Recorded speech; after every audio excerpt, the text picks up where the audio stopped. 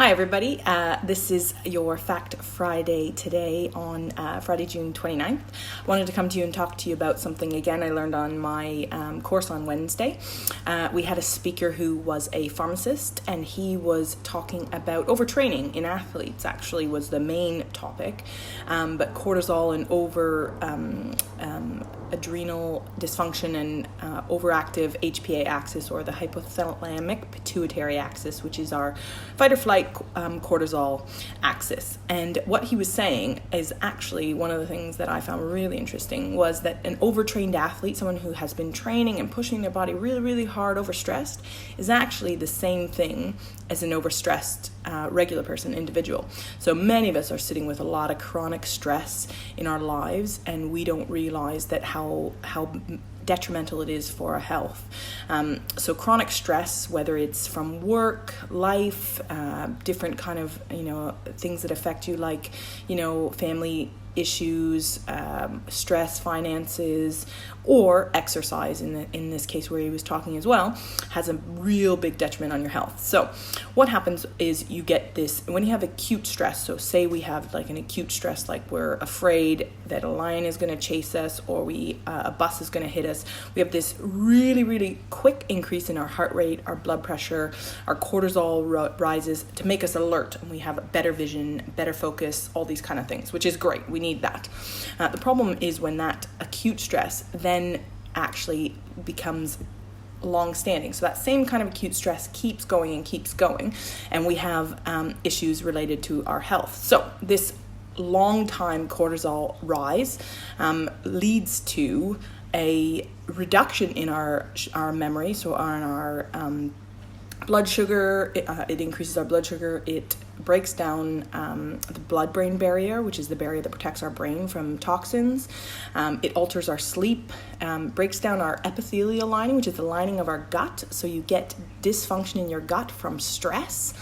You get inhibition of protein synthesis, so you're no longer being able to efficiently make proteins to build muscle mass, and it's basically a catabolic, a breakdown state to try and keep our body functioning. So we'll break down whatever we need to make enough cortisol, so this stress hormone. So if you continually have this stress, we start to have these effects on our body, and one of the other things that happens is this swelling in the hippocampus, which is an area in the brain that controls, and it's a regulator of this stress response, and so it controls our hypothalamus, which then controls our pituitary and other areas in our brain which secrete hormones. So long-standing stress will then eventually also affect our hormones, so both our thyroid hormone, our sex hormones, and it will affect your entire body.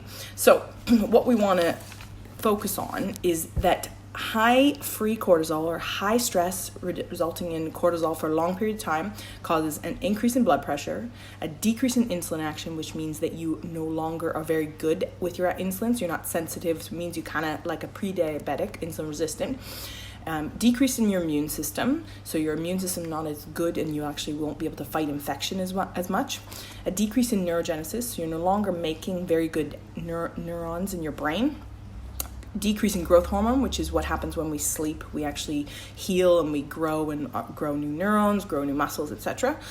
Increase in abdominal fat, and we also see a decrease in some of our hormones in our brain. So your serotonin, which if you have a reduction in this serotonin, then you have an increase in depression and anxiety.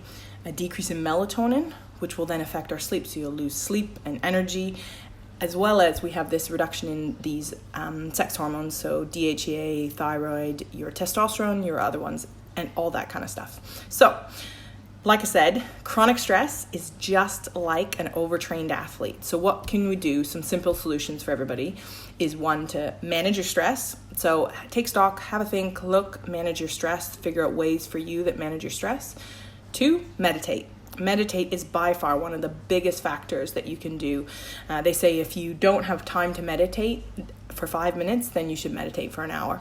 But really what you should do is actually just take 5 or 10 minutes a day and take that time and just breathe, even if it's just a simple focused breathing. There's a lot of apps out there, Calm, Headspace, Muse. I use Muse, which is a biofeedback one. It's great.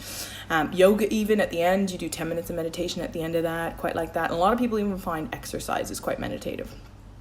3, walking in nature. Nature is actually anti-anxiety and stress relieving. So it's one of those great easy ones. Everyone can go for a walk, so exercise will help relieve stress, as well as that walking in nature. And there's actually chemicals that are released from the trees that reduce that stress. Another thing is to try maybe some adaptogens. So talk to a healthcare provider and see if some adaptogens might be good for you. Adaptogens are things that help you adapt to stress. So there's a few of them out there like rhodiola or ashwagandha. Depending on what your issue is, they actually are great. If you're going through a period of stress, like someone's sick in your family, those kind of things would be great to add in.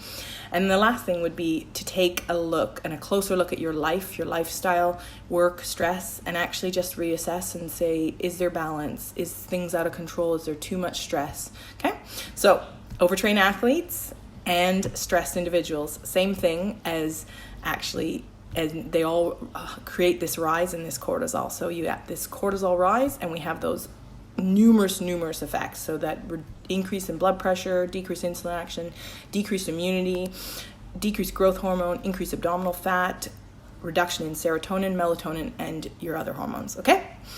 Thanks, guys. That's your Fact Friday for today from Eat, Move, Thrive.